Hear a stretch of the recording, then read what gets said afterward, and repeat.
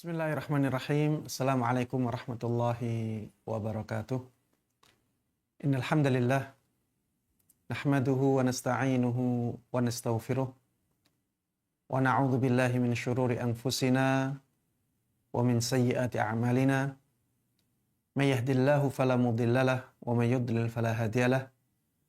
Wa asyhadu an la ilaha illallah wahdahu la syarikalah wa asyhadu anna Muhammadan 'abduhu wa rasuluh. Ya ayyuhalladzina amanu ittaqullaha haqqa tuqatih wa la tamutunna illa wa antum muslimun.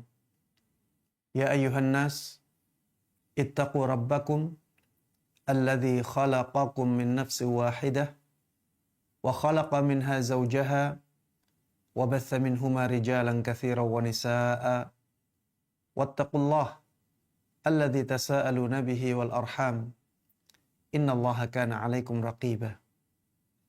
Ya ayyuhalladzina amanu ittaqullaha wa qulu qawlan sadida yuslih lakum a'malakum wa yaghfir lakum dhunubakum wa man yuti'illaha wa rasulahu faqad faza fawzan 'azima. Amma ba'd. Fa inna asdaqal hadithi kitabullah wa khairal huda huda Muhammadin sallallahu alaihi wasallam wa syarral umuri muhdatsatuha fa inna kulla muhdatsatin bid'ah wa kulla bid'atin dhalalah wa kulla dhalalatin finnar. Para jamaah sekalian, khususnya teman-teman di bumiku mengaji yang semoga dimuliakan dan dirahmati oleh Allah Subhanahu wa taala. Alhamdulillah, kita terus panjatkan puja dan puji syukur kita kehadirat Allah Subhanahu wa taala yang telah memberikan kepada kita kemudahan untuk melakukan amal-amal kebaikan, di antaranya mengadakan kajian yang insya Allah sangat bermanfaat seperti ini. Mudah-mudahan kehadiran kita di kajian ini walaupun secara online benar-benar dengan niat yang tulus, niat yang ikhlas, hanya untuk mendapatkan pahala dan balasan dari Allah Subhanahu wa taala. Dan mudah-mudahan dengan keikhlasan tersebut, ilmu yang kita dapatkan dari kajian ini dijadikan ilmu yang benar-benar berkah, ilmu yang benar-benar besar manfaatnya untuk kita semuanya di dunia ini hingga di akhirat nanti. Amin amin ya rabbal alamin. Tidak lupa salawat dan salam, keberkahan dan kenikmatan semoga selalu terlimpahkan dan tercurahkan kepada Nabi yang sangat kita cintai dan sangat kita junjung tinggi, Nabi Agung Muhammad sallallahu alaihi wasallam. Begitu pula kepada seluruh keluarga beliau, seluruh sahabat beliau dan seluruh kaum muslimin yang mengikuti beliau dan para sahabatnya dengan baik hingga hari akhir nanti. Para jamaah sekalian, ikhwati wa akhwati fillah, a'azanallahu wa iyyakum. Pada kesempatan kali ini kita akan mengkaji satu kitab yang sangat besar manfaatnya untuk kita semuanya, yaitu kitab yang dikarang oleh Imam Az-Zahabi rahimahullah. Beliau seorang ahli hadis yang sangat terkenal, dan kitab yang beliau tulis ini kitab yang sangat bermanfaat bagi kita semuanya, terutama di zaman kita ini yang kita mendapati banyak sekali orang-orang yang terjatuh ke dalam dosa-dosa besar tapi tanpa mereka sadari. Bisa karena kejahilan, karena ketidaktahuan bahwa itu dosa besar, bisa juga karena kalahnya mereka dengan hawa nafsu, kalahnya mereka dengan godaan syaitan. Akhirnya meskipun sudah tahu bahwa itu dosa besar, mereka tetap langgar, mereka tetap lakukan.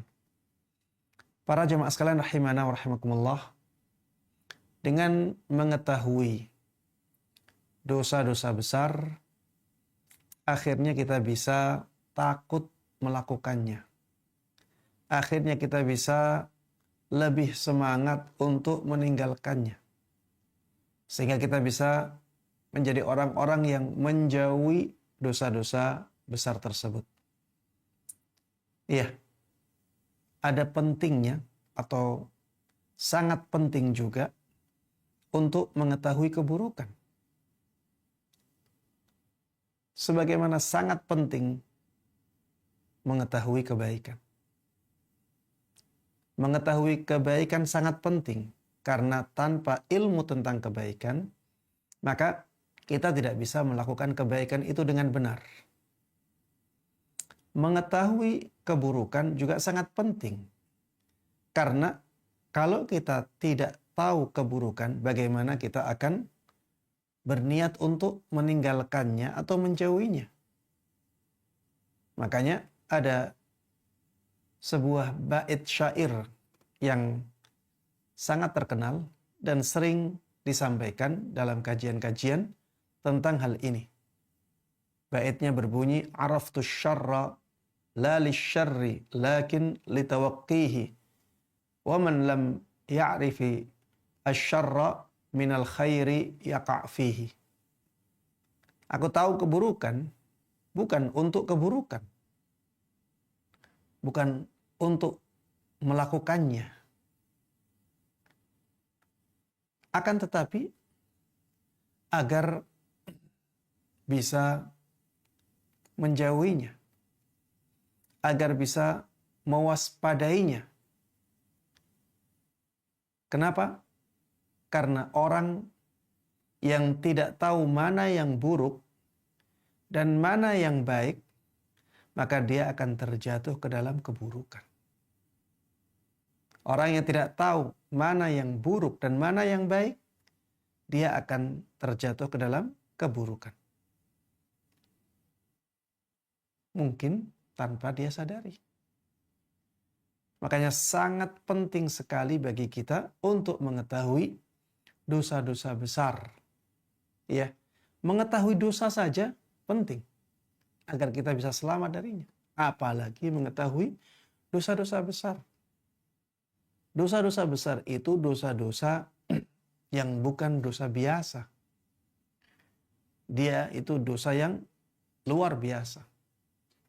Maka menjauhinya merupakan sesuatu yang sangat penting dalam kehidupan kita. Dosa kecil bisa mengurangi pahala kita.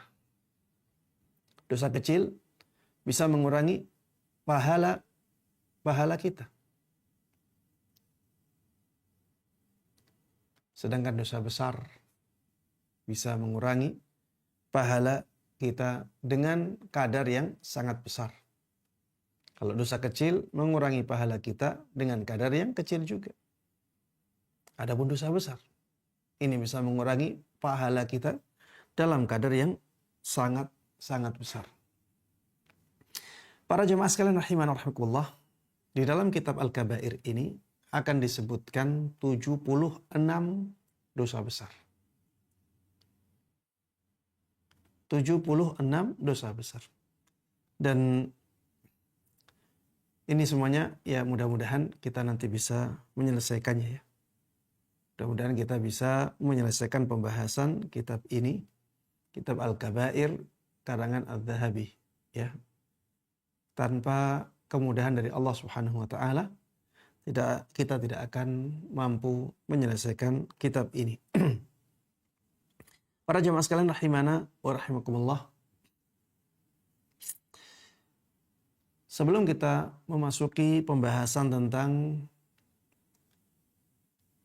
tema inti tentang dosa besar yang akan disebutkan oleh Imam Adz-Dzahabi rahimahullah dalam kitab ini, kita membaca dulu muqaddimah yang ditulis oleh Imam Adz-Dzahabi dalam kitab beliau ini.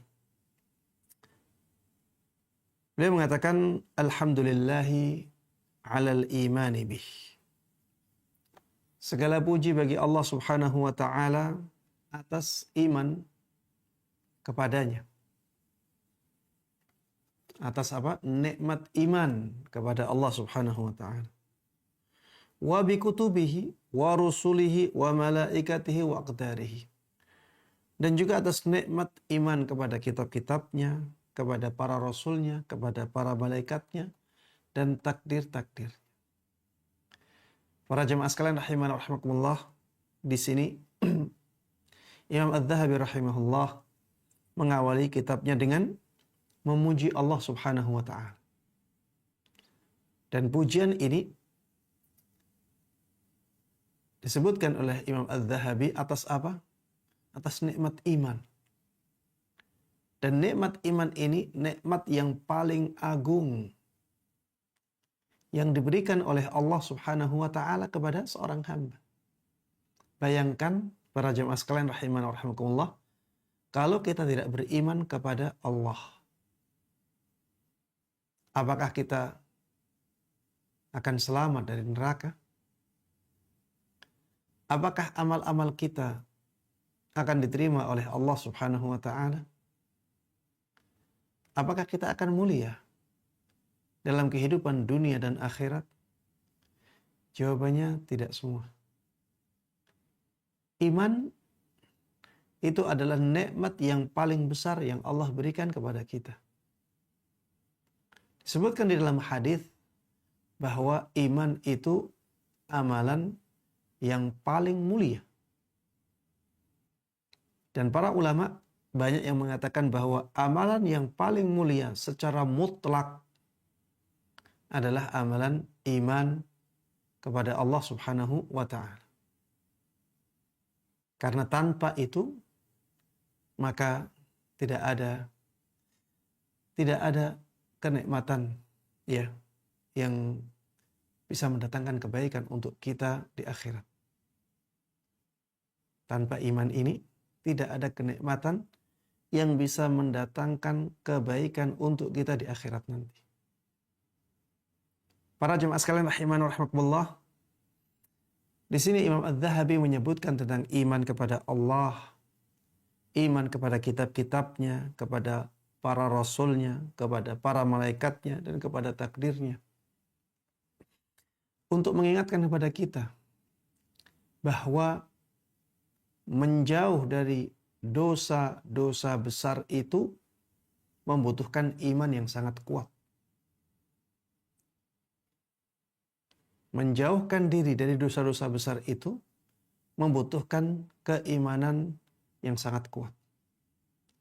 Kalau iman kita kepada Allah kuat, maka kita akan kuat meninggalkan dosa-dosa besar, walaupun godaan-godaan sangat kuat mendatangi kita. Apabila kita iman kepada kitab-kitab Allah Subhanahu wa taala dan di antaranya Al-Qur'an, maka kita akan lebih mudah menjauhi dosa-dosa besar. Begitu pula ketika kita iman kepada para rasul yang membawa hadis-hadis, ya, membawa wahyu dari Allah Subhanahu wa taala, maka kemampuan kita untuk meninggalkan dosa-dosa besar akan semakin kuat. Begitu pula dengan iman kepada para malaikat. Begitu pula dengan iman kepada takdir. Coba kalau kita tidak iman kepada malaikat, ya. Kalau kita tidak meyakini bahwa di sana ada malaikat pencatat amal misalnya. Di sana ada malaikat-malaikat yang mengawasi kita. Maka ketakutan kita untuk melakukan dosa besar akan menipis. Takdir juga demikian. Kita ketika beriman kepada takdir, kita takut ya. Takut apabila ada tanda-tanda keburukan pada diri kita. Karena Rasulullah sallallahu alaihi wasallam mengatakan, "I'malu fa kullun muyassarun lima khuliqalah." Beramallah kalian. Sungguh setiap orang itu akan dimudahkan untuk melakukan sesuatu yang dia diciptakan untuknya. Ini takdir. Jadi kalau orang takdirnya itu masuk ke neraka, maka dia akan mudah melakukan kemaksiatan dan dosa-dosa besar. Allah mudahkan dia melakukan itu. Karena memang dia ditakdirkan ke neraka. Coba kalau kita tidak iman tentang hal ini. Kita tidak takut melakukan dosa-dosa besar. Beda kalau kita iman kepada takdir Allah Subhanahu wa taala. Ketika kita melakukan dosa besar, kita takut. Kita khawatir, memang kita dimudahkan, memang kita diciptakan untuk masuk ke neraka. Na'udzubillah min dzalik. Kalau kita iman kepada takdir, kita akan berusaha untuk mewujudkan dalam diri kita tanda-tanda ahli syurga. Mudah-mudahan dengan usaha tersebut kita benar-benar menjadi hamba-hambanya yang ditakdirkan untuk masuk ke dalam syurga. Coba kalau kita tidak iman kepada hari akhir, para jamaah sekalian rahimah. Betapa mudahnya kita akan melakukan dosa-dosa. Betapa mudahnya kita akan melakukan dosa-dosa besar. Karena kita tidak yakin, kita tidak iman kepada hari akhir. Akhir dari segalanya adalah kematian. Orang-orang yang seperti ini akan mudah melakukan dosa besar.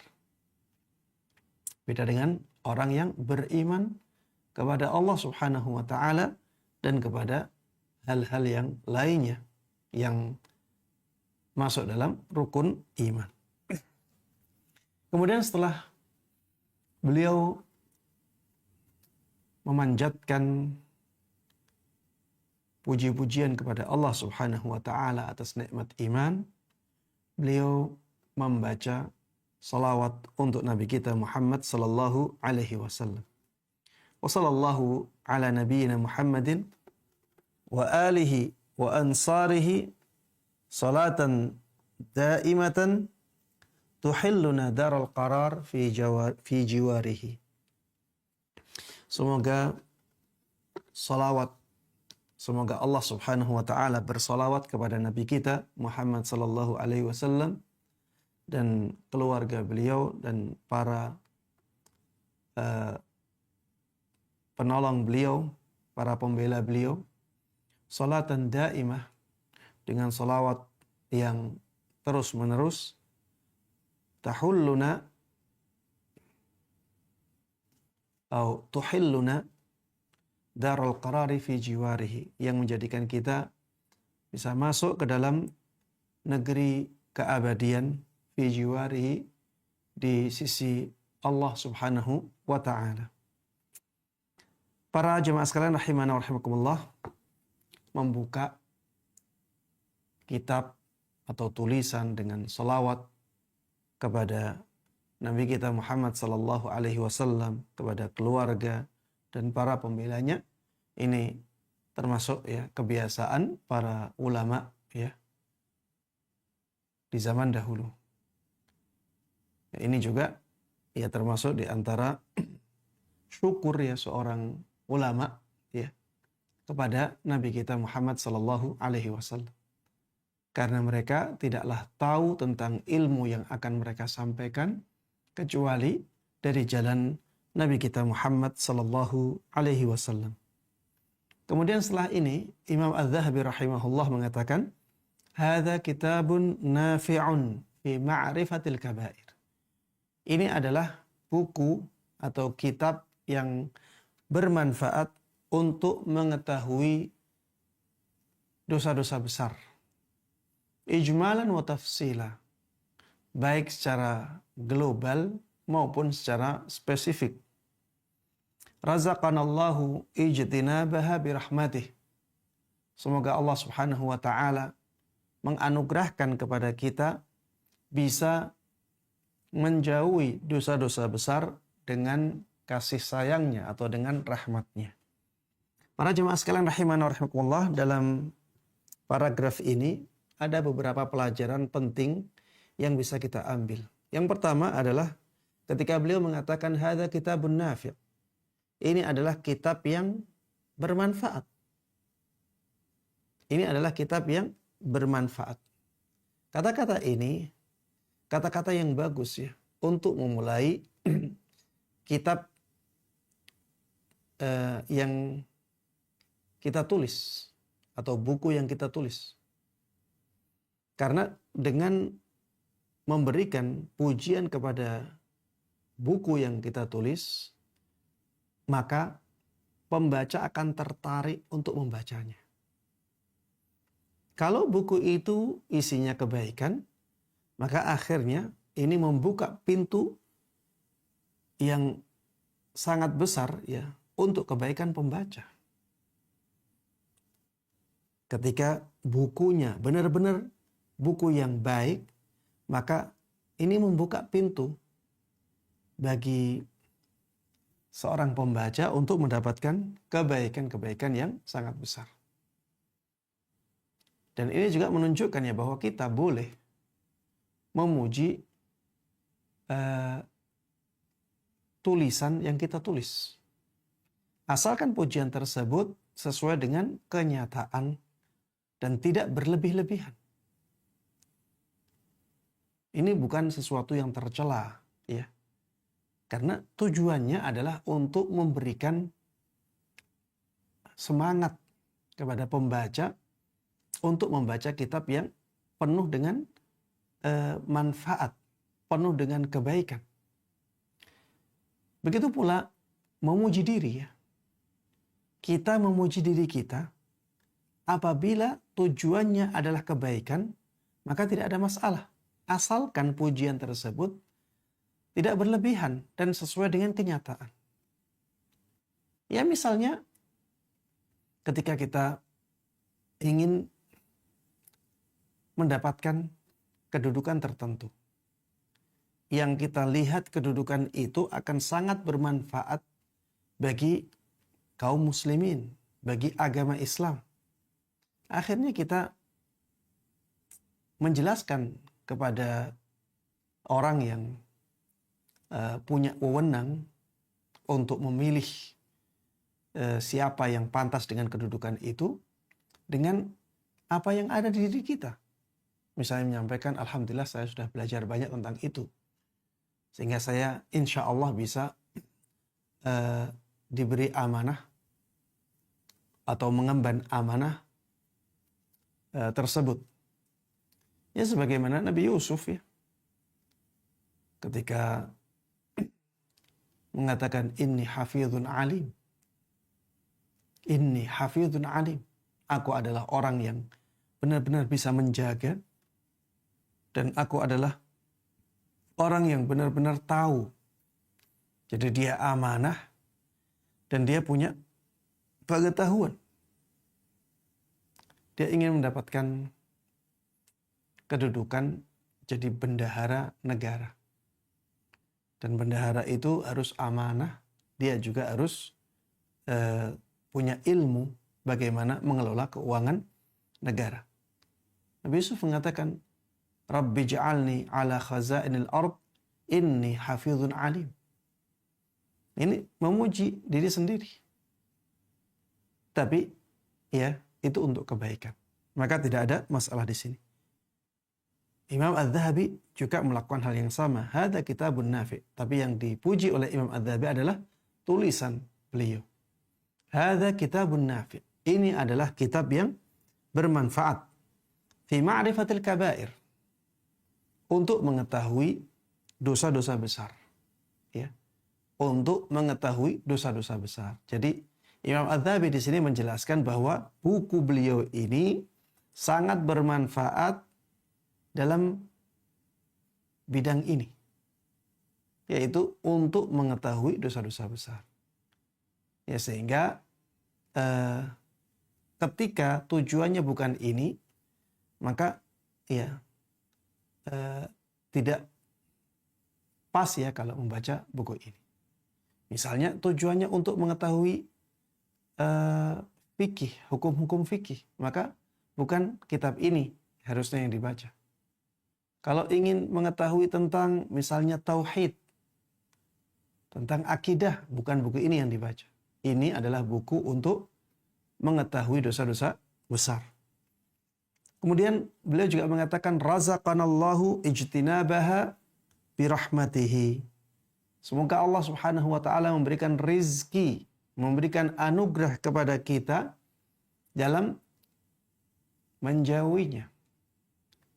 dengan rahmat-Nya. Ya, di sini juga ada pelajaran berharga bahwa untuk menjauhi dosa besar kita membutuhkan Allah Subhanahu wa taala.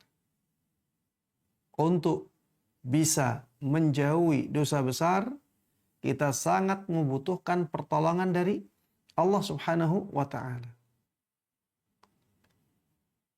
Jadi menjauhi dosa besar itu bukan perkara yang mudah ya. Kalau kita tidak ditolong oleh Allah Subhanahu wa taala untuk menjauhi dosa besar, maka kita tidak akan mampu menjauhinya. Makanya berdoalah kepada Allah Subhanahu wa taala agar Allah Subhanahu wa taala memberikan anugerah kepada kita untuk menjauhi dosa besar. Birahmatihi, dengan rahmatnya. Ya, ini bertawasul dengan ya sifat Allah Subhanahu wa taala. Ini bertawasul dengan sifat Allah Subhanahu wa taala, dengan sifat rahmatnya. Ini termasuk salah satu di antara tawasul yang disyariatkan. Kemudian para jamaah sekalian rahimanallah, setelah ini Imam Adz-Dzahabi rahimahullah menyebutkan dalil-dalil tentang keutamaan menjauhi dosa besar. Ya. Dalil yang pertama kali beliau sebutkan adalah ayat di surat An-Nisa ayat 31. Allah Subhanahu wa taala berfirman, "In tajtanibu kaba'ira ma tunhauna anhu nukaffir ankum sayyi'atikum wa nudkhilkum mudkhalan karima." Apabila kalian menjauhi dosa-dosa besar yang kalian dilarang darinya, maka kami benar-benar akan menghapuskan dari kalian keburukan kalian. Yang dimaksud dengan keburukan di sini adalah dosa-dosa kecil. Sayyi'at itu dalam konteks ini bisa dimaknai dosa-dosa kecil. Nukaffir ankum sayyi'atikum. Kami akan hapuskan dari kalian dosa-dosa kecil kalian. Wa nudkhilkum mudkhalan karima. Dan kami akan masukkan kalian ke dalam tempat masuk yang mulia, yaitu surga Allah Subhanahu wa ta'ala. In tajtanibu kaba'ira ma tunhaun. Apabila kalian menjauhi dosa-dosa besar yang kalian dilarang darinya. Maka di sini ada dua balasan. Balasan yang pertama, Allah Subhanahu wa taala akan hapuskan dosa-dosa kecil dari kita. Ya. Kalau kita menjauhi dosa-dosa besar yang Allah larang kita darinya, maka Allah akan ampuni dosa-dosa kecil kita. Wa nudkhilkum mudkhalan karima. Ini pahala yang kedua, balasan yang kedua, yaitu Allah akan masukkan kita ke dalam surganya, tempat yang mulia itu. Di sini Allah Subhanahu wa taala menyebutkan in tajtanibu. Apabila kalian menjauhi. Dan menjauhi itu sesuatu yang lebih tinggi tingkatannya daripada meninggalkan. Meninggalkan itu tidak melakukan.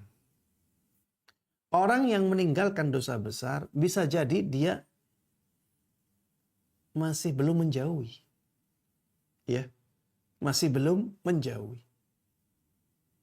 Jadi dia dekat-dekat dengan dosa besar tapi belum melakukannya. Itu masih tergolong meninggalkan. Menjauhi adalah tingkatan di atas meninggalkan. Karena di samping dia meninggalkan, dia harus jauh. Ya. Jauh dari dosa besar itu. Itu baru bisa dikatakan menjauhi. Dan keutamaan ya menjauhi ini di sini disebutkan keutamaan yang sangat besar ya. Ada dua pahala yang sangat besar yang didapatkan oleh orang yang menjauhi dosa besar. Dosa-dosanya, dosa-dosa kecilnya diampuni oleh Allah Subhanahu wa taala. dan dia dimasukkan ke dalam surganya. Di sini Al-Hafidz Adz-Dzahabi rahimahullah mengatakan, faqad takaffalallahu subhanahu wa ta'ala bihadzal nas liman ijtanabal kaba'ir bi an yudkhilahul jannah. Sungguh di dalam nas ini, di dalam ayat ini, Allah subhanahu wa ta'ala telah menjamin orang yang menjauhi dosa-dosa besar untuk dimasukkan ke dalam surga. Allah jamin bagi orang yang menjauhi dosa besar akan dimasukkan ke dalam surganya. Nikmat yang sangat besar. Ya. Ini pahala yang sangat agung, pahala yang sangat luar biasa. Tidak ada balasan dari Allah Subhanahu wa taala yang melebihi surganya. Semua kenikmatan di sana. 99 rahmat Allah Subhanahu wa taala akan diberikan kepada ahli surga. Padahal satu rahmat saja yang dirasakan oleh seluruh penduduk bumi ini itu sudah sangat luar biasa. Jadi sekarang ya, yang kita rasakan dari rahmat Allah Subhanahu wa taala dan dirasakan oleh hewan-hewan dan makhluk-makhluk yang lainnya, itu baru 1/100 rahmat Allah Subhanahu wa taala. Sisanya yang 99 akan Allah berikan semuanya kepada ahli surga. Dan di sanalah ada nikmat yang paling nikmat, yaitu nikmat melihat Allah Subhanahu wa taala. Dan dengan menjauhi dosa-dosa besar, Allah akan jamin kita memasuki surganya. Ayat yang kedua, ayat di surat Asy-Syura ayat 37. Allah Subhanahu wa taala berfirman, "Walladzina yajtanibuna kaba'iral itsmi wal fawahish wa idza ma ghadibuhum yaghfirun."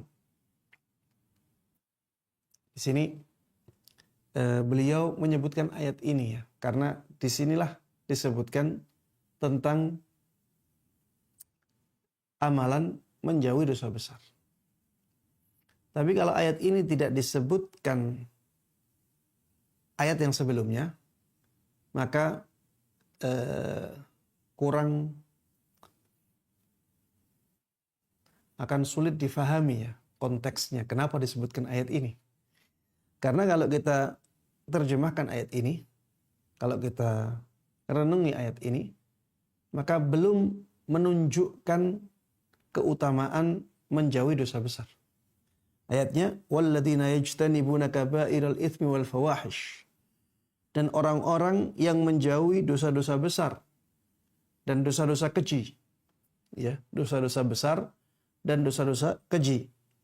Wa idza ma ghadibuhum yaghfirun. Dan apabila ya mereka marah, maka mereka segera memaafkan. Apabila mereka marah, mereka segera memaafkan. Belum ada keutamaan. Keutamaannya mana? Ini menjelaskan tentang sifat seseorang. Mereka menjauhi dosa besar, bahkan dosa-dosa yang keji. Ya, fawahish ini ada yang menjelaskan bahwa dia dosa besar yang ditambah dosa yang lain, atau ditambah sifat lain. Misalnya berzina dosa besar. Tapi kalau berzina dengan tetangga, maka ini dengan istri tetangga, maka ini fahisyah.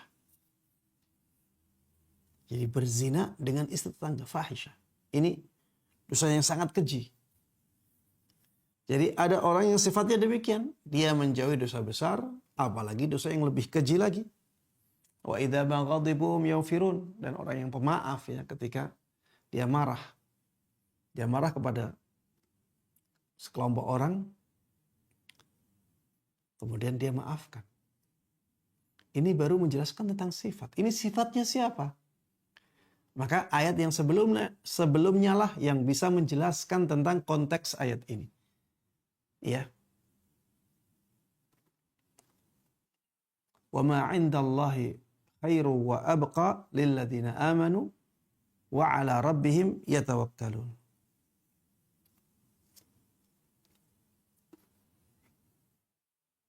Ya, itu ayat yang sebelumnya. Wa ma 'indallahi khairu wa abqa lilladzina amanu wa 'ala rabbihim yatawakkalun. Dan pahala yang ada di sisi Allah Subhanahu wa taala itu lebih baik dan lebih kekal. Lilladzina amanu, bagi orang-orang yang beriman, wa 'ala rabbihim yatawakkalun.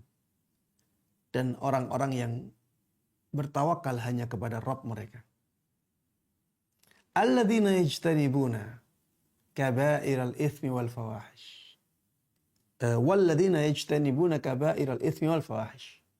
Dan orang-orang yang menjauhi dosa-dosa besar dan dosa yang lebih keji. Wa idza ma ghadibu hum yaghfirun. Ya. Jadi ayat ini menunjukkan ya bahwa orang-orang yang menjauhi dosa besar itu akan mendapatkan apa yang ada di sisi Allah Subhanahu wa taala, yaitu surganya. Itulah yang disebutkan di ayat yang sebelumnya. Wa ma 'indallahi khairun wa abqa. Pahala yang ada di sisi Allah Subhanahu wa taala itu lebih baik dan lebih kekal. Untuk siapa ini? Lilladzina aman, untuk orang yang beriman. Wa 'ala rabbihim yatawakkalun, dan hanya bertawakal kepada Allah, kepada Rabb-Nya. Walladzina yajtanibuna kaba'iral itsmi, dan orang-orang yang menjauhi dosa-dosa besar, wal fawahish, dan dosa yang lebih keji lagi. Ini menunjukkan bahwa orang-orang yang menjauhi dosa besar akan mendapatkan surga Allah Subhanahu wa ta'ala. Ayat yang ketiga yang menjelaskan tentang keutamaan menjauhi dosa besar, ini di ayat An-Najm ayat 33. Allah Subhanahu wa ta'ala berfirman, alladzina yajtanibuna kaba'iral itsmi wal fawahisha illa al-lamam. Inna rabbaka wasi'ul maghfirah.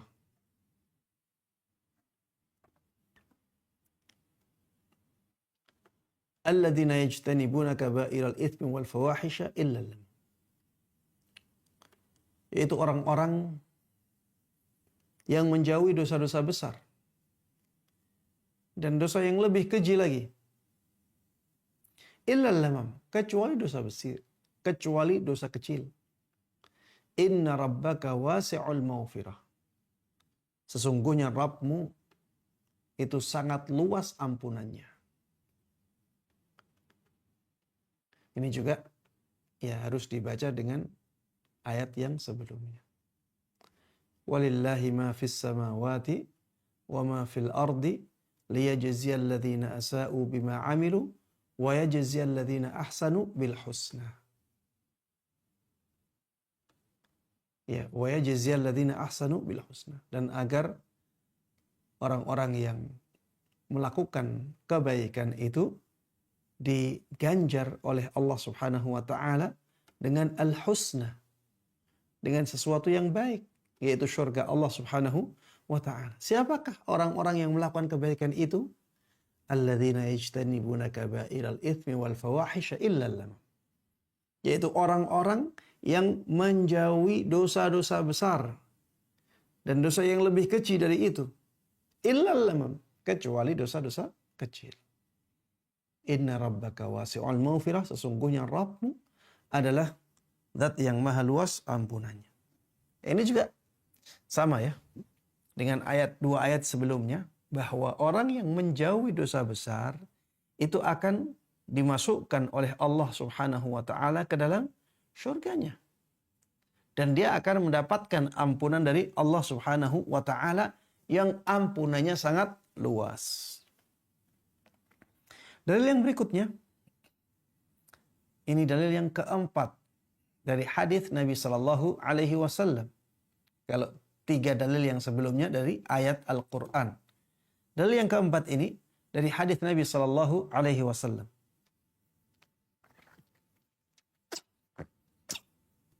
Rasulullah sallallahu alaihi wasallam bersabda, "As-salawatul khams wal jumu'atu ilal jumu'ah kaffaratun lima bainahunna ma lam tughshal kabair." Salat 5 waktu. Begitu pula salat Jum'ah yang satu dengan salat Jum'ah yang lainnya adalah penghapus dosa-dosa yang dilakukan di antara keduanya selagi dosa-dosa besar ditinggalkan.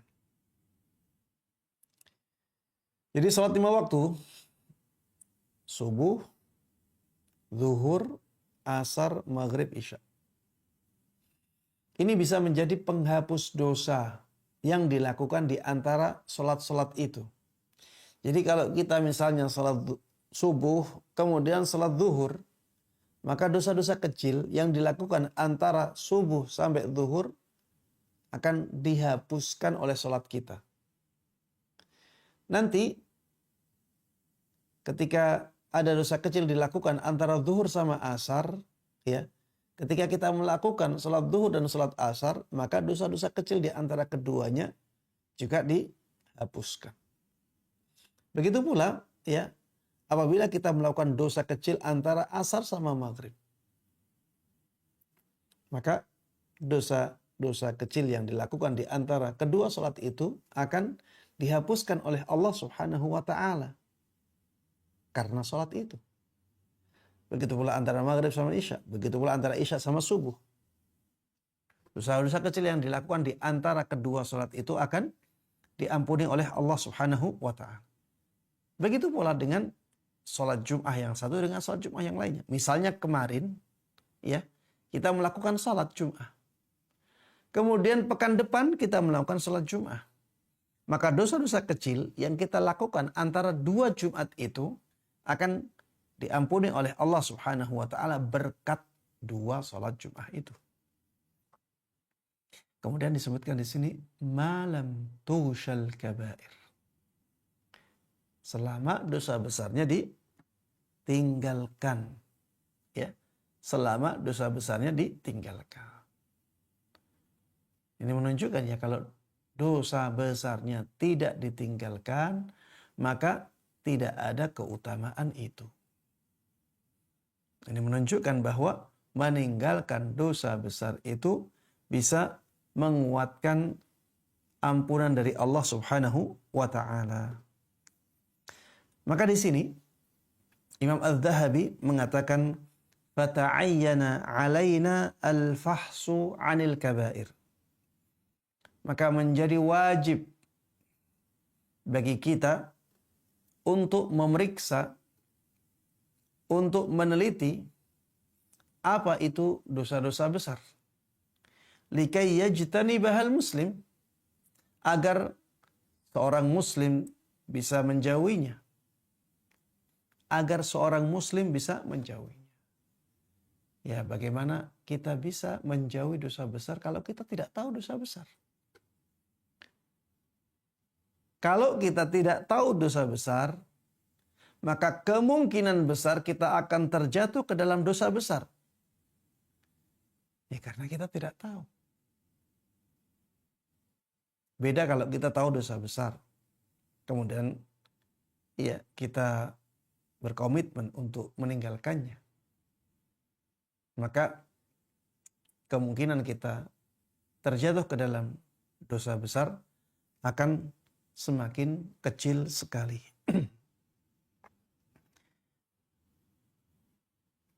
Kemudian Imam Az-Zahabi mengatakan, "Fawajadna al-ulama qad ikhtalafu fiha." Kami mendapati para ulama berselisih tentang masalah dosa besar ini. Berapa jumlahnya? Faqila hiya sab'un. Ada yang mengatakan dosa besar itu hanya 7 saja. hanya 7. Jadi selain yang 7 ini bukan dosa besar.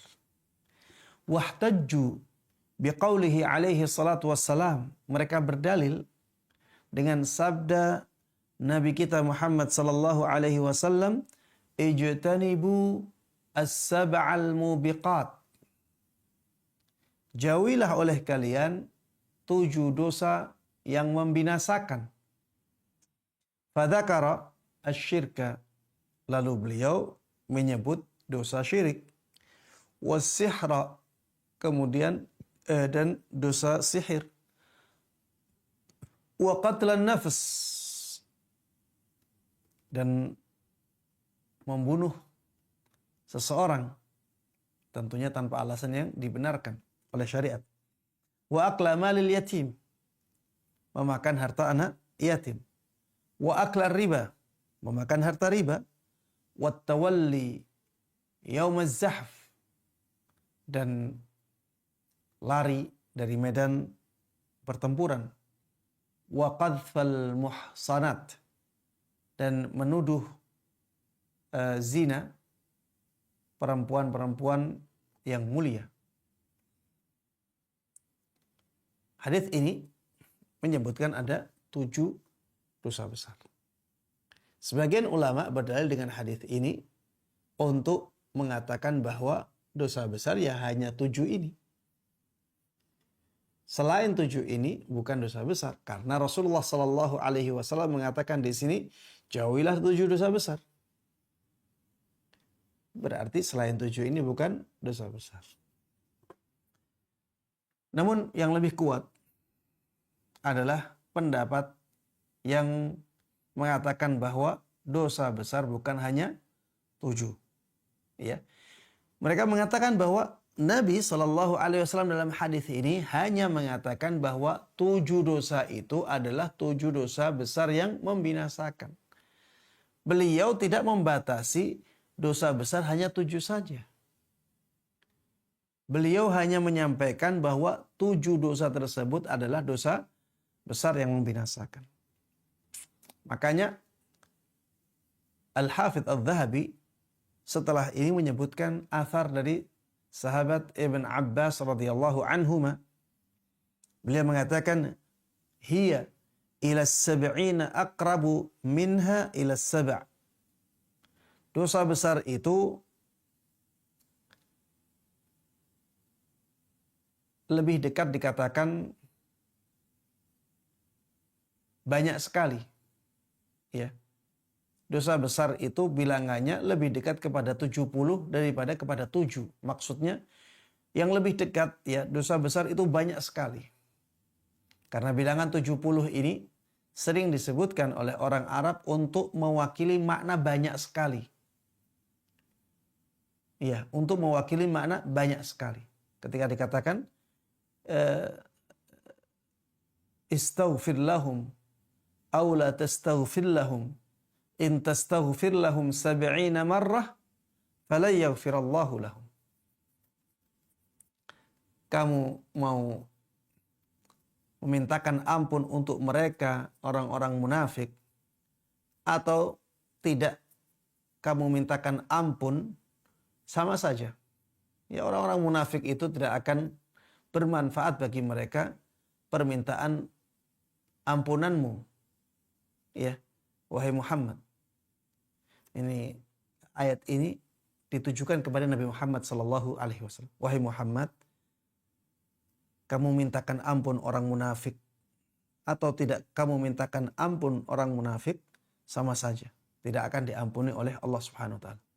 Bahkan in tastaghfir lahum 70 marrah fala yaghfirullah. Bahkan kalau kamu memintakan ampun untuk orang-orang munafik itu 70 kali, Allah tidak akan ampuni. 70 kali di sini bukan bilangan 70 ya, tapi banyak sekali.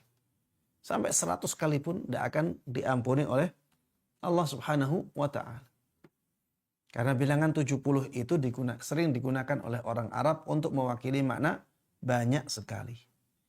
Ibnu Abbas radhiyallahu anhu mengatakan dosa besar itu lebih dekat ke angka 70 daripada ke angka 7. Maksudnya sangat banyak sekali. Makanya Adz-Dzahabi rahimahullah dalam kitab beliau ini Al-Kabair bisa mengumpulkan sampai 76 dosa besar. 76 dosa besar. Dan ini sangat dekat dengan perkataan sahabat Ibnu Abbas radhiyallahu anhuma di sini. Ibnu Abbas mengatakan dosa besar itu lebih dekat ke angka 70 daripada ke angka 7. Dan Imam Adz-Dzahabi rahimahullah bisa mengumpulkan sampai 76 dosa besar ya dalam kitab beliau ini. Para jemaah sekalian rahimana wa rahimakumullah, setelah ini Imam Adz-Dzahabi mengatakan wa sadaqa wallahi Ibnu Abbas wal hadits. Fama fihi haslul kabair. Dan sungguh benar ya, dan demi Allah Ibnu Abbas sungguh benar perkataan sahabat Ibnu Abbas ya, mungkin terjemahannya gini ya, demi Allah sungguh benar apa yang dikatakan oleh sahabat Ibnu Abbas. Wal hadis, begitu pula yang ada dalam hadis itu juga benar. Fama fihi hasrul kabair. Tidak ada dalam hadis tersebut batasan dosa besar. Jadi hadis itu tidak sedang membatasi dosa besar.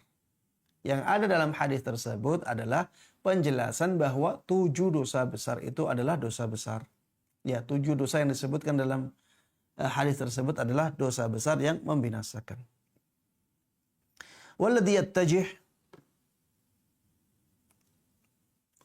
dan pendapat yang benar wa yaqumu alaihi dalil, dan yang ditunjukkan oleh dalil annaman irtakaba huban min hadhil azaim, barang siapa yang melakukan dosa besar dari dosa-dosa besar ini, mimma fihi haddun fid dunya, dari dosa yang ada hukuman hadnya di dunia.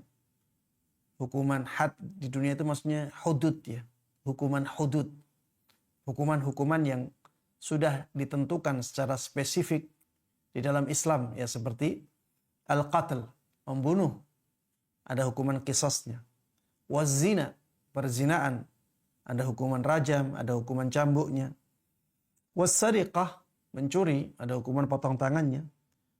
Au jaa fihi wa'idun fil akhirah, atau dosa yang ada ancamannya di akhirat nanti. Min adzabin, baik ancaman itu berupa azab ya, wa ghadabin, dan kemarahan dari Allah, wa tahdidin ya, dan ancaman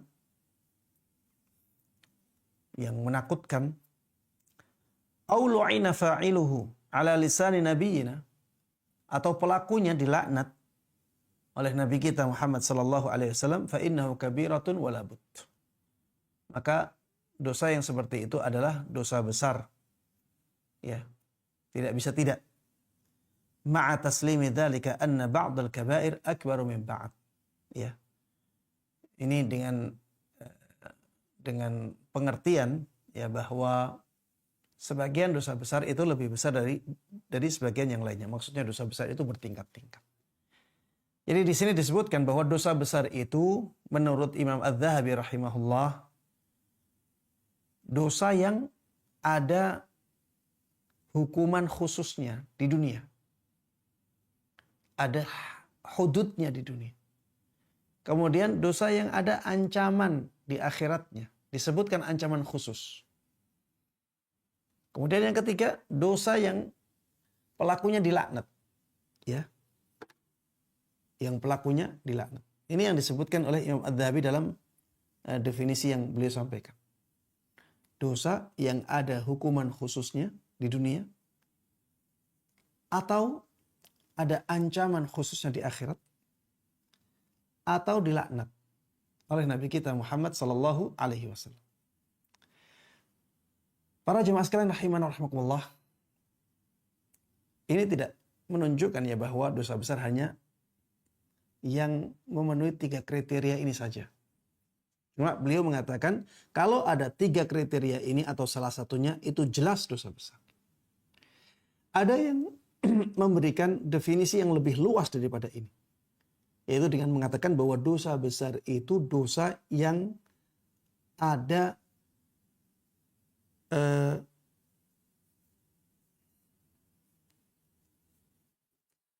dosa yang ada ancaman khususnya. Dosa yang dikuatkan besarnya. Ya, dengan banyak redaksi ya. Dosa yang ancamannya itu dikuatkan. Dosa yang ancamannya dikuatkan. Seperti misalnya tadi ada ancaman hukuman khusus di dunia. Ini berarti ancamannya dikuatkan. Kemudian misalnya lah, tadi ada ancaman di akhiratnya secara khusus. Berarti ancamannya dikuatkan. Kemudian dilaknat, ancamannya dikuatkan. Ada juga dosa yang di dalamnya ada redaksi laisa minna, bukan termasuk golongan kami. Ini juga ancamannya dikuatkan. Dosa yang ancamannya dikuatkan itu dosa besar. Ya. Ini definisi yang paling ringkas, tapi yang paling menunjukkan hakikat dosa besar. Ya, dosa besar adalah dosa yang ancamannya dikuatkan. Baik, ala tara annahu alaihi salatu wassalam adda syirka minal kabair. Tidakkah engkau melihat bahwa Nabi kita Muhammad sallallahu alaihi wasallam menganggap kesyirikan termasuk dosa besar? Ma'a anna murtakibahu mukhalladun finnar wa la yughfaru lahu abada. Padahal orang yang melakukannya itu akan kekal di neraka dan tidak akan diampuni oleh Allah Subhanahu wa taala selama-lamanya. Qala Allah taala, Allah Subhanahu wa taala berfirman, "Innallaha la yaghfiru ay yushraka bih wa yaghfiru ma duna dzalika liman yasha." Sungguh Allah tidak akan mengampuni apabila dia disekutukan. Dan Allah mau mengampuni dosa apapun yang di bawah kesyirikan itu. Allah juga berfirman dalam ayat yang lain, "Innahu may yusyrik billah faqad harramallahu 'alaihi al-jannah." Sungguh barang siapa yang melakukan kesyirikan kepada Allah, maka Allah haramkan surga baginya. Wala budda minal jam'i bainan nusus. Dan kita harus mengumpulkan ya, harus mengompromikan nas-nas yang banyak. Qala Nabi sallallahu alaihi wasallam. Nabi kita Muhammad sallallahu alaihi wasallam bersabda, "Ala unabbiukum bi akbaril kabair." Tidak maukah kalian aku kabarkan tentang dosa besar yang paling besar? Qalaha thalatha. Rasulullah sallallahu alaihi wasallam mengatakan kata-kata ini sampai 3 kali. Qalu bala ya Rasulullah. Para sahabat menjawab, tentu wahai Rasulullah sallallahu alaihi wasallam. Qal, maka beliau mengatakan al-isyraku billah. Yang pertama, melakukan kesyirikan kepada Allah. Wa 'uququl walidain, durhaka kepada kedua orang tua. Wa kana muttaki'an fajalas. Ketika itu beliau bersandar, kemudian beliau duduk. Faqala ala wa qawluz zur fama yazala yukarriruha hatta qulna laitahu saka. Ya, ingat-ingatlah begitu juga dengan perkataan dusta. Beliau ulang-ulang kata-kata itu sampai kami ya berharap beliau itu diam. Ya. Beliau itu menyudahi perkataannya. Beliau ulang-ulang ala wa qauluz zur, ala wa qauluz zur, ala wa qauluz zur. Ya, ingat-ingatlah begitu pula dengan perkataan dusta, begitu pula dengan perkataan dusta, begitu dengan perkataan dusta, ulang-ulang terus. Sampai ya para sahabat itu berharap beliau menyudahi perkataannya. Fabayyana alaihi salatu wassalam. Maka di sini Rasulullah sallallahu alaihi wasallam menjelaskan anna qaulaz zuri min akbaril kabair. Bahwa perkataan dusta itu termasuk dosa besar yang paling besar. Walaysa lahu dzikrun fis sab'il mubiqat. Padahal dalam hadis yang menjelaskan tentang 7 dosa besar yang membinasakan, tidak disebutkan perkataan dusta itu. Ya, perkataan dusta tidak disebutkan di sana. Itu menunjukkan ya bahwa dosa besar itu tidak hanya 7. Ya, tapi seperti perkataan sahabat Ibnu Abbas, dosa besar itu lebih dekat kepada angka 70 daripada angka 7. Wa kadzalikal 'uquq. Ya, begitu pula dengan dosa durhaka kepada kedua orang tua. Tidak disebutkan di dalam hadis as-sab' al-mubiqat, yaitu 7 dosa besar yang membinasakan. Ya, intinya di sini para jamaah sekalian rahimanallah, Imam Az-Zahabi ingin menjelaskan kepada kita bahwa dosa besar itu banyak. Ya, dosa besar itu banyak dan itu disebutkan di dalam ayat-ayat, di dalam hadis-hadis ya yang jelas. Demikian para jemaah sekalian rahimanallah yang bisa kita bahas bersama pada kesempatan kali ini, mudah-mudahan bermanfaat dan Allah berkahi. Amin amin ya rabbal alamin. Wa sallallahu wa sallama wa baraka ala nabiyyina Muhammadin wa ala alihi wa sahbihi wa man tabi'ahum bi ihsanin ila yaumiddin walhamdulillahi rabbil alamin. Alhamdulillah. Masya Allah, syukuran jazakallahu khairan Ustazuna Musyafa yang telah menyampaikan pengantar dari kitab Al-Kabair ini karya Imam Az-Zahabi, dan Masya Allah tadi di tengah kajian sudah ada jamaah yang bertanya. Alhamdulillah kita sudah memasuki sesi 2, yakni sesi tanya jawab. Kami akan bacakan terlebih dahulu tadi pertanyaan yang pertama kali masuk dari jamaah yang menyampaikan pertanyaan melalui chatbox di Zoom meeting ini. Yang pertama, bismillahirrahmanirrahim. Assalamualaikum warahmatullahi wabarakatuh, Ustaz. Ya, silakan. Izin bertanya, jika insecure, apakah ini termasuk dosa? Demikian Ustaz pertanyaannya. Jazakumullah khairan, barakallahu fikum. Waalaikumsalam warahmatullahi wabarakatuh. Ya, ana kurang paham ya, insecure itu apa?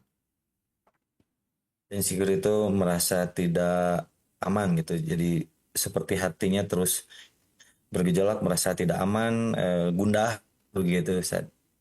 Apakah itu termasuk Tidak dosa aman besar dari apa gitu? ya? Khawatir. Kalau Ustaz ini minder dan sebagainya begitu katanya Ustaz. Hmm. Wallahu ta'ala alam ya, kalau maksudnya khawatir dengan ancaman-ancaman yang mengancam dia ya, dan itu sesuatu yang kasat mata ya, ini tidak termasuk dosa ya. Misalnya ya khawatir bisnisnya rugi ya, karena memang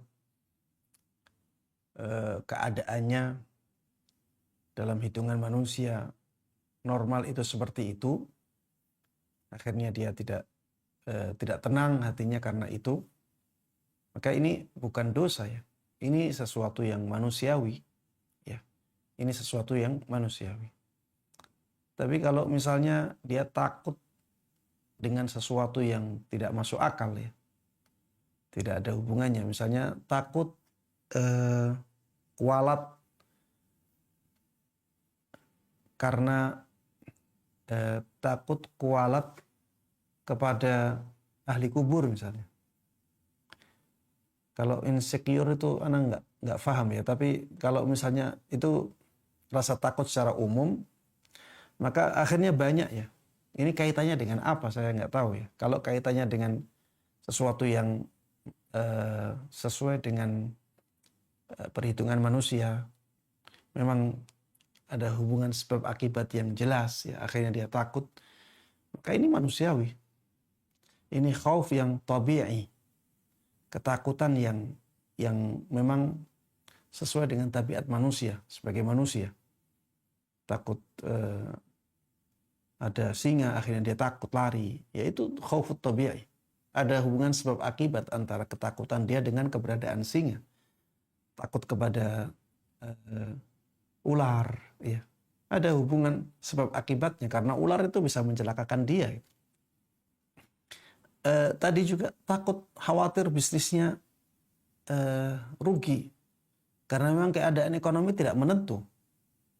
ya perhitungan manusia, dia akan rugi. Akhirnya dia khawatir. Ya. Takut-takut yang seperti ini, takut yang manusiawi. Takut yang dosa itu takut yang tidak ada hubungan sebab akibat tapi ditakuti. Seperti tadi, ya takut kualat dengan ahli kubur misalnya. Ini nggak ada hubungannya ahli kubur dengan bahaya yang akan menimpa dia. Maka ini tidak boleh ya seperti itu dosa. Bahkan ada yang menyebutkan itu khaufus sir, yang merupakan kesyirikan. Itu yang dosa ya. Ada juga rasa was-was ya. Apa insecure ini karena apa lebih dekat kepada was-was. Ada orang yang was-was ya. Dia tidak tahu apa tapi takut. Hatinya nggak tenang. Apa itu yang dimaksud dengan insecure itu? Kalau maksudnya itu, kalau yang dimaksud itu maka ini dari penanya, misalnya minder itu karena nggak pinter, nggak cakep gitu ya, nggak kaya begitu Ustaz katanya. karena apa ya? Kurang pede gitu ya. Ya kurang pede minder begitu Ustaz. Iya, kurang pede. Allah Ta'ala alam itu tidak termasuk ya. Tidak termasuk dalam dosa ya, karena kurang pede.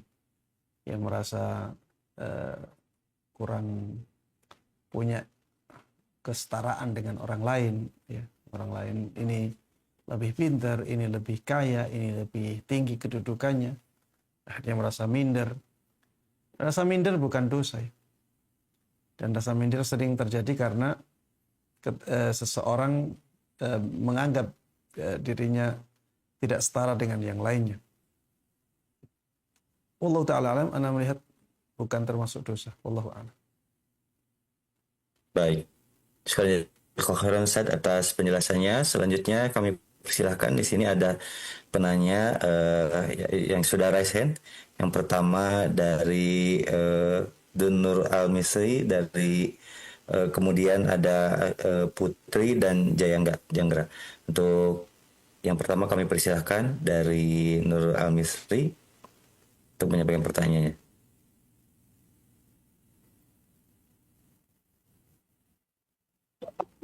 Assalamualaikum Ustaz. Waalaikumsalam warahmatullahi wabarakatuh. Ya, silahkan. Ustaz, kalau di luar tema apa kan Ustaz? Silahkan. Ya. Jadi gini Ustaz, mau nanya, Anda boleh konsultasi ke psikolog tidak Ustaz? Soalnya anak banyak kali gangguan kejiwaan dari kecil Ustaz. Jadi mau berobat nanti. Tapi masalahnya mayoritas psikolog itu perempuan Ustaz. Jadi boleh tidak Ustaz konsultasi ke sana Ustaz? Terima kasih Ustaz. Sudah umur berapa sekarang? 15 tuh. 15. Masih remaja. Ya. Taib. Para jemaah sekalian rahimakumullah, jazakumullah khairan kepada saudara kita yang bernama ya Mas Dun ya. Mas Dun Nur Al-Misri. Bolehkah kita datang kepada psikolog ya untuk mengobati kejiwaan yang mungkin dianggap kurang sehat ya. Wallahu ta'ala alam, secara asal dibolehkan. Secara asal dibolehkan. Selama ya tidak ada hal-hal yang bertentangan dengan syariat. Selama tidak ada hal-hal yang bertentangan dengan syariat, secara asal berobat kepada psikolog itu dibolehkan. Sebagaimana berobat fisik kepada orang lain ya. Bahkan kepada orang yang beragama non muslim. Ini dibolehkan. Karena memang ya penyakit kejiwaan ya itu bisa diobati oleh orang-orang yang ahli dalam psikologi. Ya, sebagaimana ada obat yang bentuknya fisik ya, ada obat yang bentuknya ya tidak fisik.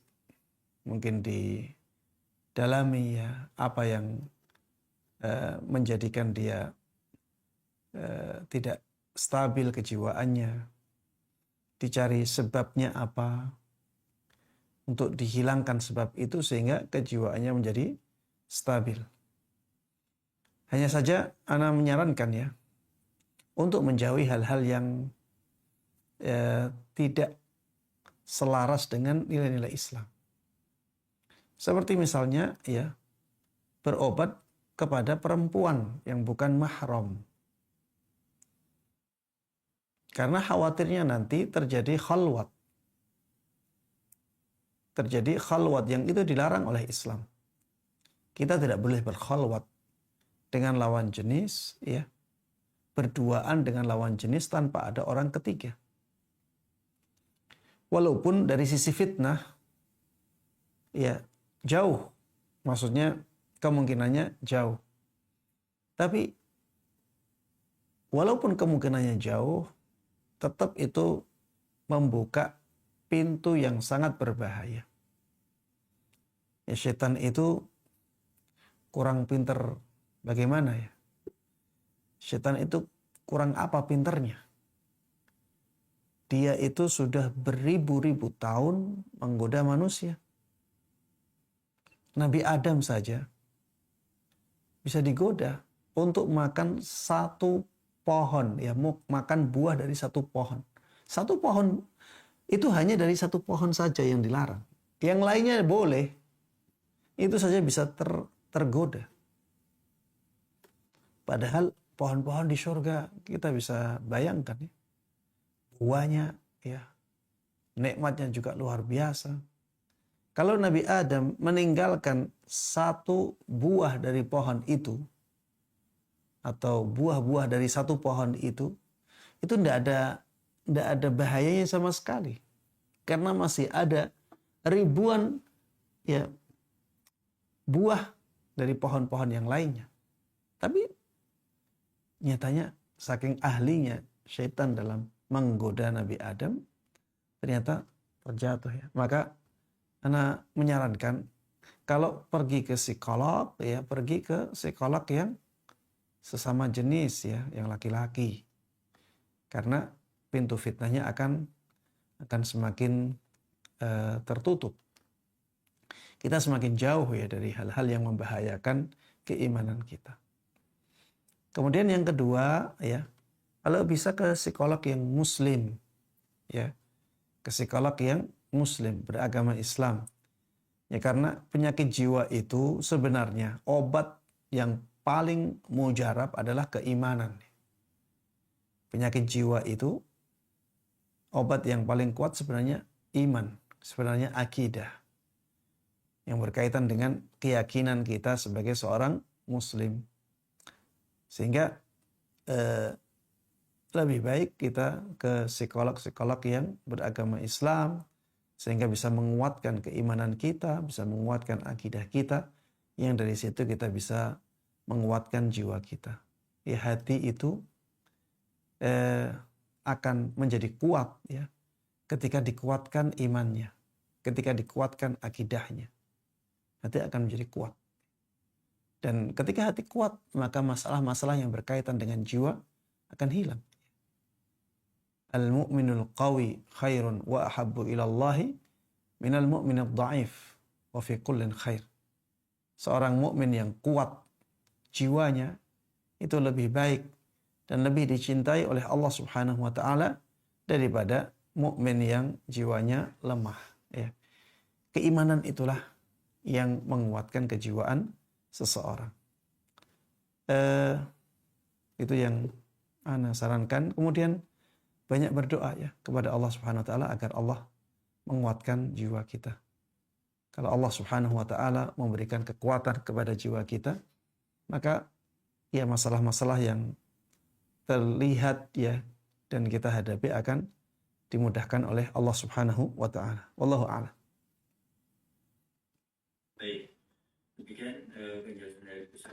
kepada Akhi Dunur Al-Misri yang tadi bertanya. Untuk selanjutnya kami persilahkan atas nama Ukhti Putri Zwasti yang sudah raise. Jazakallah khairan, host. Assalamualaikum warahmatullahi wabarakatuh. Waalaikumsalam warahmatullahi wabarakatuh. Assalamualaikum ilaikum Ustaz. Ustaz, bagaimana dengan dosa yang kita lakukan ketika sendiri, Ustaz? Karena yang pernah Ana baca, ada seseorang yang menghadap kepada Allah, maka amalannya itu berterbangan bagai debu akibat dosa yang dilakukan secara sendiri, gitu Ustaz, atau secara tersembunyi, Ustaz. Mungkin si fulan atau fulanah tahu itu dosa, tetapi karena godaan syaitan ketika dia sendiri, dia melakukan itu, Ustaz. Berarti walaupun apakah itu termasuk dosa besar ataupun dosa kecil, Ustaz? Dan bagaimana, Ustaz, dengan pernyataan yang mengatakan bertakwalah kepada Allah semampumu. Jadi sebagaimana toleransi dari bertakwalah kepada Allah semampumu itu terhadap perbuatan dosa, Ustaz. Mohon nasihat dan penjelasannya, Ustaz. Jazakallahu khairan wa barakallahu fiik, Ustaz. Assalamualaikum warahmatullahi wabarakatuh. Iya, Masya Allah, pertanyaan yang bagus ya. Ada hadis yang menjelaskan ya bahwa nantinya di hari kiamat ada orang-orang yang membawa kebaikan yang sangat besar sekali. Ternyata kebaikan-kebaikan itu dijadikan oleh Allah Subhanahu wa taala seperti debu yang berterbangan. Maksudnya hilang. Seperti debu yang berterbangan itu maksudnya hilang. Tanpa bekas. Dan sebabnya karena orang tersebut ketika menyendiri, dia melakukan dosa, ya. Dia melanggar batasan-batasan Allah Subhanahu wa taala. Hadis ini tidak bisa kita fahami secara harfiah. Karena kita akan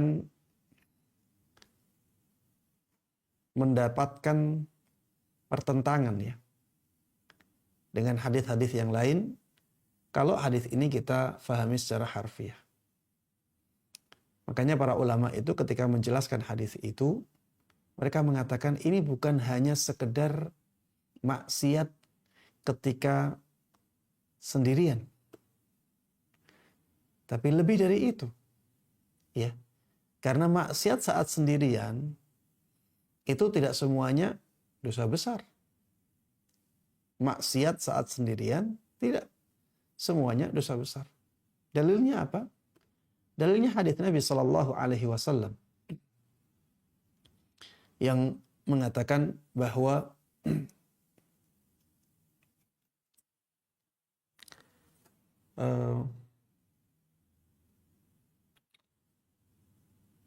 semua hamba yang mukmin itu akan diampuni dosa-dosanya. Illal mujahirun, kecuali mereka yang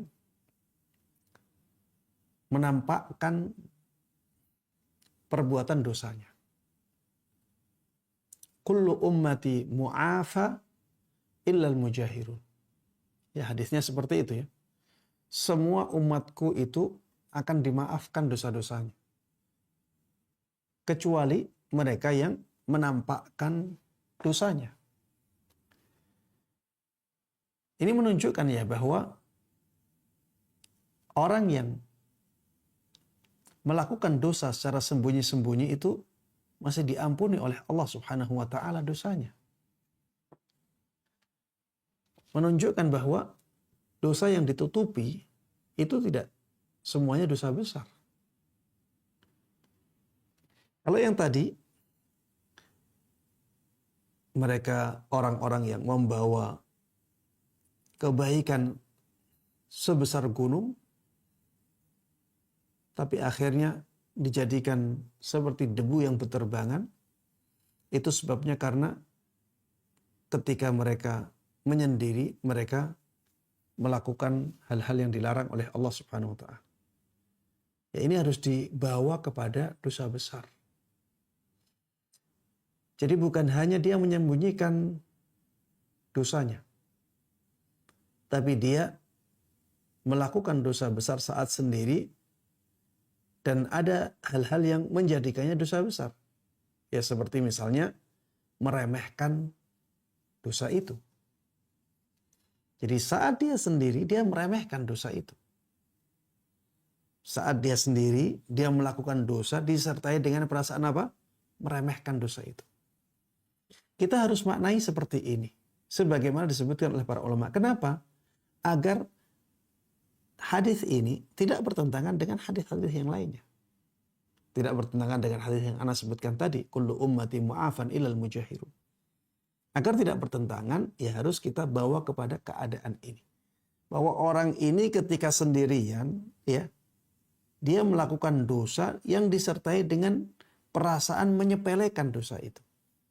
Sehingga dia tidak dosa kecil lagi jadinya dia dosa besar, ya, karena tindakan dia menyepelekan dosa itu. Taib, ini pertanyaan yang pertama. Ada pertanyaan lagi tadi ya? Ana lupa. Ustadz terkait ini. Ini Ustadz, bertakwa kepada Allah semampumu itu Ustadz. Jadi ini kadang orang merasa ini ada semacam toleransi Ustadz untuk berdosa, untuk berbuat dosa gitu Ustadz. Kadang-kadang orang udah terpaksa untuk riba, terpaksa untuk safar tanpa mahram gitu Ustadz, karena menganggap ada pernyataan seperti ini Ustadz. Mohon penjelasannya Ustadz. Jazakallahu khairan Ustadz. Ya, fattaqullaha mastata'tum.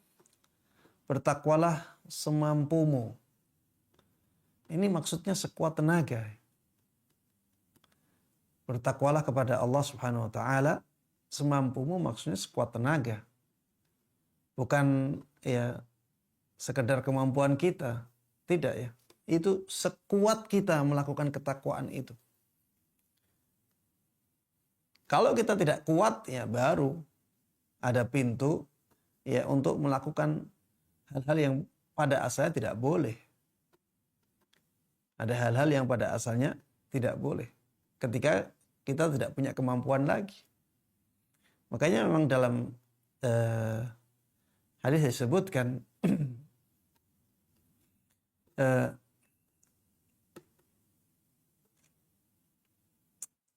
atau bahkan dalam ayat ya. Wa ma atakumur rasulu fakhudhu wa ma nahakum anhu fantahu. Ma amartukum bih fa'tu minhu mastata'tum. Apa yang aku perintahkan kepada kalian, ini hadis ya, maka lakukanlah sekuat yang kalian mampu. Sekuat yang kalian mampu. Ya memang perintah itu sebagaimana disebutkan oleh sebagian ulama mewujudkan sesuatu. Kalau larangan itu meninggalkan sesuatu. Mewujudkan sesuatu bisa jadi tidak kita mampu. Tapi kalau meninggalkan sesuatu, ya kita mampu itu. Meninggalkan sesuatu kan tidak melakukan apa-apa. Jadi ini bisa kita lakukan ya. Kita mampu semuanya meninggalkan sesuatu. Tapi kalau melakukan sesuatu kan mewujudkan sesuatu. Jadi yang asalnya tidak ada menjadi ada.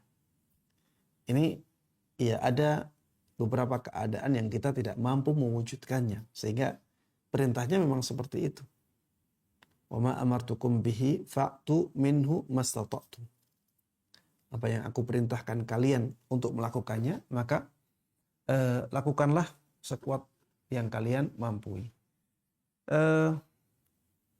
Islam itu memang ada sisi rahmatnya di situ ya.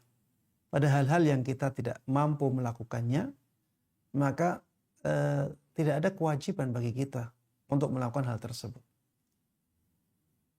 Dalam kaidah yang besar disebutkan la wajiba ma'al ajiz.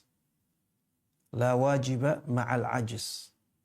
Tidak ada kewajiban ketika seseorang tidak mampu, tidak punya kemampuan untuk melakukannya. Dalam kaidah yang sangat terkenal juga al-masyaqqatu tajlibut taisir. Sesuatu yang berat itu akan mendatangkan kemudahan. Ya kalau difahami bahwa ini ada celah untuk melakukan yang haram atau meninggalkan yang wajib, ya itu tidak benar ya. Jadi celah itu ketika keadaannya sudah tidak memungkinkan. Ketika keadaannya sudah tidak memungkinkan, baru berlaku celah itu ya, bahwa kita boleh melakukan yang diharamkan, yang asalnya diharamkan, ya karena keadaannya darurat. Kita boleh meninggalkan sesuatu yang diwajibkan karena ketidakmampuan. Ada celah itu memang, tapi pada keadaan-keadaan yang sangat krusial ya, sangat genting, sangat mendesak. Wallahu ta'ala a'lam. Alhamdulillah dapat dimengerti Ustadz. Jazakallahu khairan Ustadz. Assalamualaikum warahmatullahi wabarakatuh. Assalamualaikum. Baik Ustadz, sudah pukul 21.30, apakah berkenan Ustadz membahas dua pertanyaan lagi? Itu yang raise hand itu sudah bertanya apa masih belum? Belum, yang raise hand, kemudian ini ada yang via chat satu lagi Ustadz. Baik, fadal, Ana jawab singkat saja. 2. Baik, untuk selanjutnya ini diprioritaskan pada jamaah yang ingin bertanya, diprioritaskan pertanyaan sesuai dengan tema pada malam hari ini. Begitu, untuk yang melalui chat di sini pertanyaannya sudah sesuai dengan tema pada malam hari ini. Yang pertama di sini ada pertanyaan dari jamaah. Assalamualaikum warahmatullahi wabarakatuh. Mohon penjelasannya Ustadz, apakah urutan yang tertulis pada kitab Al-Kabair, apakah itu terkait dengan tingkatan besarnya dosa-dosa besar yang ada? Begini Ustadz, tadi kan ada 76 saja dalam kitab Al-Kabair itu. Apakah 1-76 itu sesuai apa tingkatan besarnya dosa-dosa besar yang ada begitu Ustaz? Mohon penjelasannya. Baik. Ya. Wallahu ta'ala alam, yang ana ketahui tidak ya. Kecuali yang pertama ya. Yang pertama itu memang dosa besar yang paling besar ya. Yaitu asyirku billah, melakukan kesyirikan kepada Allah Subhanahu wa taala. Ini dosa besar yang paling besar. Kemudian yang kedua yang disebutkan di sini qatlun nafas, membunuh jiwa tanpa alasan yang dibenarkan. Bisa jadi ini nih dosa yang sangat besar sekali. Tapi kata para ulama, dosa bid'ah itu lebih besar daripada dosa kemaksiatan. Jadi yang pertama itu kesyirikan, yang kedua kebid'ahan, baru dosa besar. Ya, baru dosa besar yang lainnya. Baru setelah itu dosa kecil. Intinya anak melihat urutan-urutan yang beliau sampaikan di dalam kitab ini itu bukan urutan yang memang benar-benar urut ya, dari yang paling besar sampai yang paling kecil. Tidak demikian ya. Karena untuk mengurutkan seperti itu sangat sulit sekali. Apalagi sampai 76. Ini sangat sulit sekali. Tapi yang jelas dosa besar yang paling besar adalah kesyirikan, dan beliau sebutkan itu yang pertama. Ya, untuk yang selanjutnya tidak ada urutan tertentunya. Wallahu a'lam. Baik, Ustaz, alhamdulillah pertanyaan demi pertanyaan sudah disampaikan dan dijawab dengan jelas oleh Ustazuna Musyafa. Dan untuk selanjutnya sebelum kajian ditutup, mungkin ada pesan penutup dari Ustaz, nasihat kepada kami yang hadir pada malam hari ini. Baik para jemaah sekalian, teman-teman yang semoga dimuliakan dan dirahmati oleh Allah Subhanahu wa taala. Inti dari kajian kita pada kesempatan kali ini bahwa pembahasan tentang dosa besar itu sangat penting untuk kita singgung agar kita bisa mengingatkan diri kita kepada dosa-dosa besar ini. Karena kalau kita bisa meninggalkannya, ada pahala yang sangat luar biasa. Dosa-dosa kita yang kecil diampuni oleh Allah Subhanahu wa taala. Kita juga akan mendapatkan jaminan masuk ke dalam syurganya, ya. Dan tidak ada nikmat yang lebih besar daripada nikmat bisa memasuki surga Allah Subhanahu wa ta'ala. Dan tadi juga disinggung bahwa kita tidak akan bisa meninggalkan dosa besar kecuali atas pertolongan dari Allah Subhanahu wa ta'ala. Ya, makanya kita harus banyak meminta kepada Allah Subhanahu wa ta'ala agar Allah jauhkan kita dari dosa-dosa besar. Kemudian di antara sesuatu yang paling menguatkan kita untuk bisa meninggalkan dosa-dosa besar adalah iman kepada Allah Subhanahu wa ta'ala dan kepada rukun iman yang 6, ya. Jadi rukun iman yang 6 itu ketika kuat ya di dalam hati kita, maka kita akan mudah ya untuk meninggalkan dosa-dosa besar. Itu yang menjadi pembahasan kita pada kesempatan kali ini, dan juga masih ada pembahasan yang lainnya. Insyaallah itu yang paling penting. Barakallahu fikum. Baik, barakallahu fiik Ustazuna. Sekali lagi terima kasih jazakumullah khairan atas kehadirannya pada malam hari ini, sekaligus juga telah menyampaikan kajian pada malam hari ini di mukadimah dari kitab Al-Kabair ini. Semoga kita akan bertemu kembali, kita akan mengkaji kembali di pertemuan serial kitab Al-Kabair di pekan-pekan berikutnya. Untuk sebelum dipungkas, kami ingin informasikan untuk kajian hari esok tanggal 25 Mei 2025 ataupun juga bertepatan dengan tanggal 28 Zulqa'dah 1446 Hijriah. Insya Allah kajian kitab Jami'ul Ulum wal Hikam, pembahasan kedua tentang hadis ke-15 tentang berkata baik ataupun diam, yang memasuki pembahasan kedua yang akan dibimbing oleh Ustazuna Faisal Miftah Hafizullah Ta'ala pukul 20:30 waktu Indonesia Barat. Untuk informasi lebih lanjutnya insya Allah akan kami share juga di grup Bumiku Mengaji, grup WA, grup Ikhwan maupun juga grup Akhwat. Atas perhatiannya kami haturkan banyak terima kasih jazakumullah khairan kepada jamaah yang hadir pada malam hari ini dengan sangat antusias.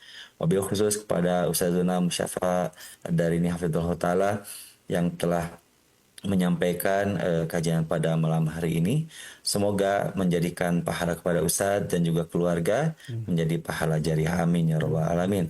Dengan demikian, kru Bumiku Mengaji yang bertugas pada malam hari ini menghaturkan terima kasih atas kehadirannya, kemudian juga perhatiannya, sekaligus juga kami mohon maaf apabila ada hal-hal yang kurang berkenan, baik dari penyampaian pemandu kajian pada malam hari ini maupun juga layanan yang telah kami lakukan pada malam hari ini. Semoga Allah SWT senantiasa memelihara keimanan, keteguhan, keistiqomahan kita dalam menuntut ilmu syar'i ini. Dan mudah-mudahan ilmu ini menjadi ilmu yang bermanfaat. Kita diberikan kemampuan untuk mengamalkannya secara istiqomah dan menyampaikannya kepada keluarga kita, kepada tetangga, handai taulan, ataupun juga kerabat-kerabat kita semuanya.